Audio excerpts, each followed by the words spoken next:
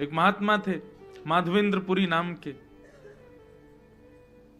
वो भिक्षा नहीं मांगते थे, ऐसे अकिंचन महात्मा थे, वो किसी से कहते नहीं थे कि मुझे दीजिए, वो बैठे रहते थे, कोई आके खुद कह जाए कि बाबा लो आपके लिए ये प्रसाद है, तो पाते थे। उनका नियम था, वो किसी से कहते नहीं थे कि मुझे प्रसाद दो या मुझे भिक्षा दो। कई बार तो 4-4 दिन तक कुछ नहीं मिलता था। वर्णन आता है कि 4-4, 5-5 दिन जब बीत जाते थे तब किशोरी जी ही कोई गोपी बन के जाती थी, ठाकुर जी ही कोई ग्वाला बन के जाते थे। कभी दूध दियाते, कभी रबड़ी दियाते, कभी रसगुल्ला दियाते, कभी रोटी, बासी रोटी दियाते माधवेंद्र जी को, क्योंकि उनका नियम था, वो मांगते नहीं थे। विचार करो, स्वयं श्री जी जाती थी खीर लेकर के, दूध लेकर के, रसगुल्ला लेकर के, और कोई ऐसी दीनहीन सी गोपी बन के जाती कि बाबा को लगती पता ना कोई ऐसी कोई गोपी होगी ब्रज की, आ गई है दूध लेके, बाबा ले पी लियो, दूध बचाओ घर को, लेकिन होती वो श्री जी थी। एक दिन जगन्नाथपुरी दर्शन का भाव बनाया और गोवर्धन से चलकर के माधवेंद्रपुरी दास जगन्नाथपुरी आ रहे थे।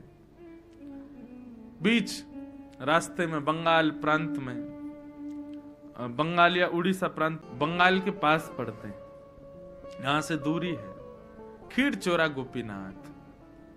उनका नाम तो गोपीनाथ ही था, खीरचोरा तो बाद में पड़ गया।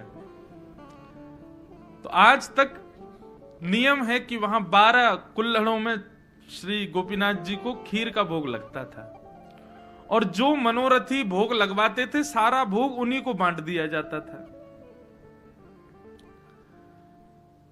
माधवेंद्रपुरी जी जब दर्शन करने के लिए गए तो श्री गोपीनाथ जी का दर्शन किया, रात्रि शयन में 12 कुल्हड़ खीर का भोग रखा था।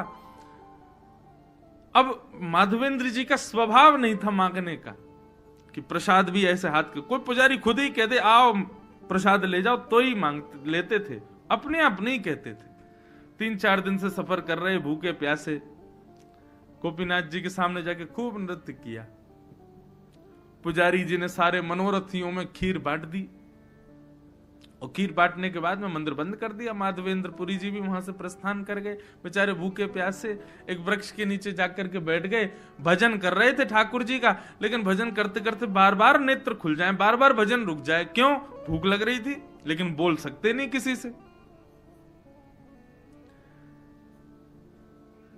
गर्भगृह में बैठे गोपीनाथ जी को चैन नहीं आ रहा है, और गोपीनाथ जी सीधे पुजारी के स्वप्न में पहुंच गए और बोले कि मेरे एक परम भक्त माधवेंद्रपुरी आए हैं, वो बहुत तेज भूख लगी है उनको कुछ पवाओ।